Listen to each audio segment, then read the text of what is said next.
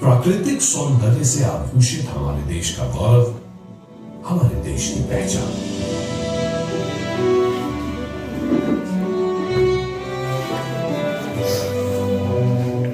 हिंदुस्तान की इस मनोहरी प्रांत की सुबह लोगों के मुख चिन्ह को अपनी सुनहरी किरणों से दीप्तमान कर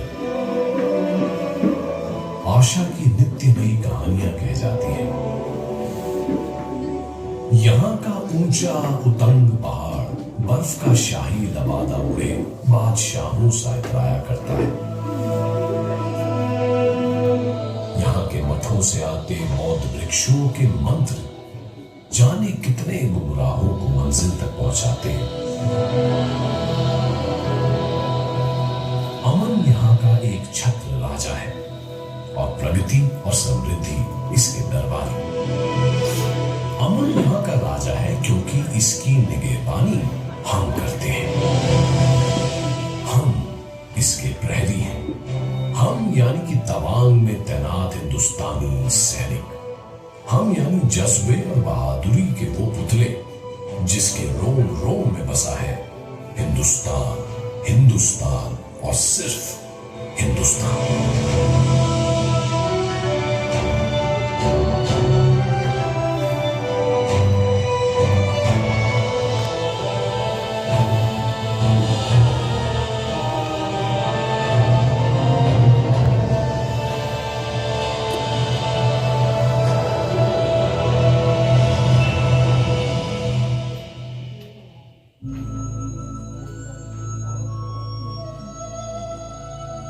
ये इलाका तवांग गामयान लांगसिंग कहलाता है, पर हमारे लिए ये हिंदुस्तान की रौनक में इजाफा करने वाला एक चमकता जेवर है। बौद्ध मतावलंबियों के इस उपासना स्थल में 8 मीटर ऊंची बुद्ध की प्रतिमा जिस बेखटक ध्यान में बैठी है उसी को सहजते हैं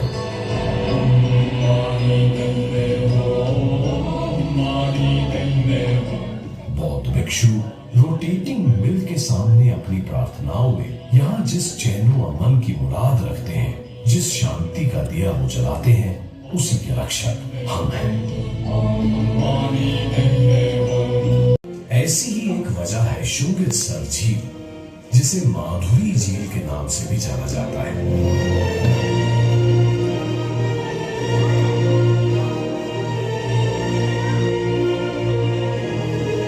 हिंदुस्तान का हर हिस्सा तितली के पंखों सा है, छूते ही हाथ में अपना धड़क रंग छोड़ जाता है।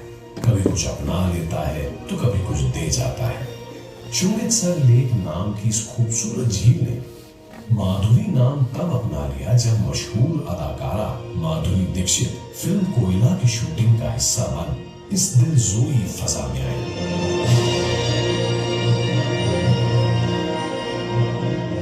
भूकंप से निर्मित इस झील में पुराने खुश्क दरख्त यूं खड़े हैं मानो सावधान की मुद्रा में हम सेना के जवान खड़े हैं।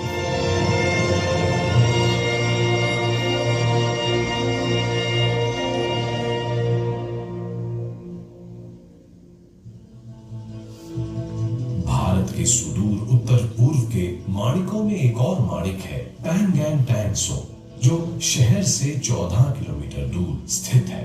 ये झील नहीं है, एक नाज़नीन है जिसे रंग बिरंगा पैराहन पहनने का बड़ा शौक है।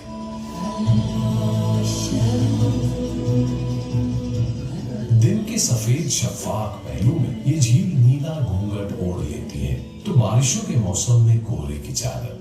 अक्टूबर के महीने में फूल इसके लिबास में रंग बिरंगे गोटे टांगते हैं तो सर्द हवाएं इसे बर्फ का उजला दुशाला पहना जाती है।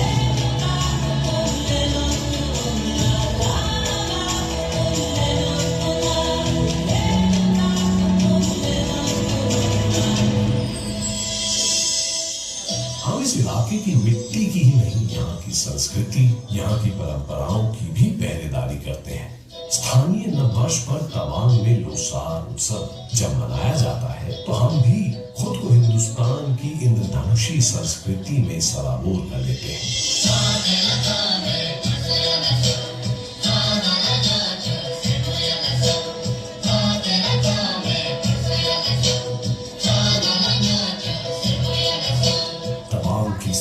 स्थानीय जनजाति की, इसमें ब्रिटिश यहाँ के हुक्मरान बन बैठे।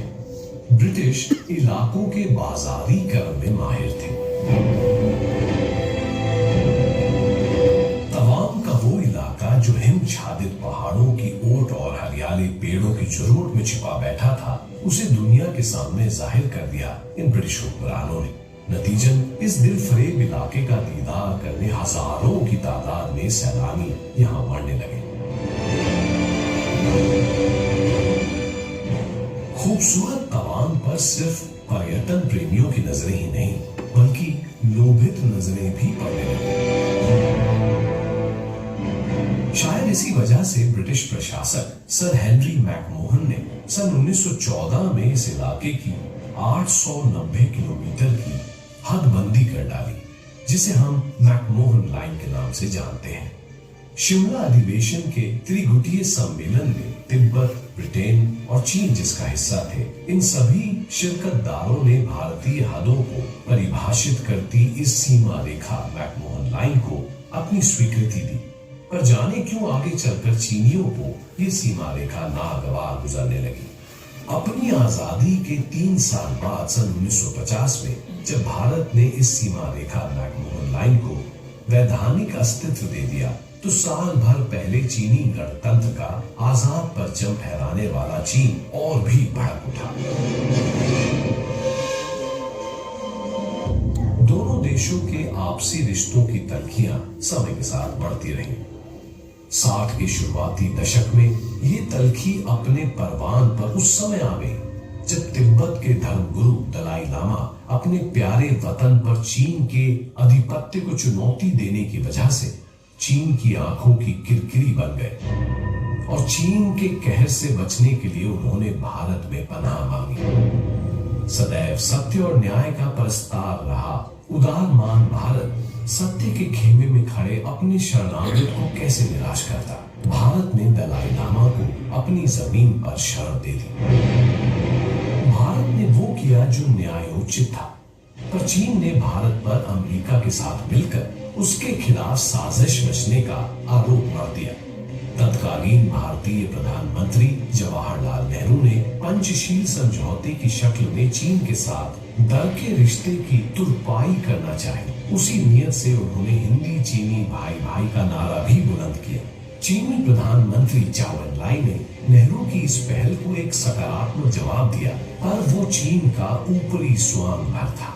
अंदरूनी तौर पर चीन भारत पर हमला करने की गुपचुप तैयारी करता रहा और अंततः उसने भारत की पीठ पर खंजर उतार ही दिया।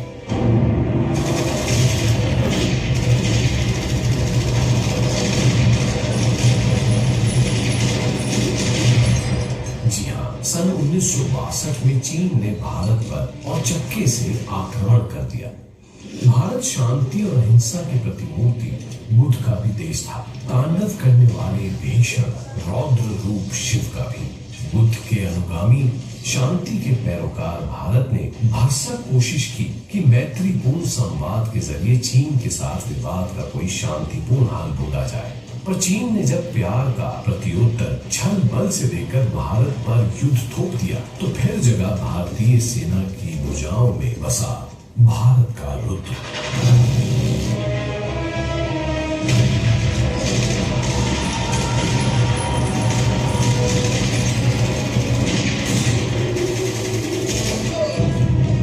लंबी पारतंत्रता और विदेशी आक्रांताओं के आक्रमण के लंबे सिलसिले से भग्न चोटिल भारत अपनी आजादी की उन्मुक्त हवा में खुद को पुनर्गठित कर ही रहा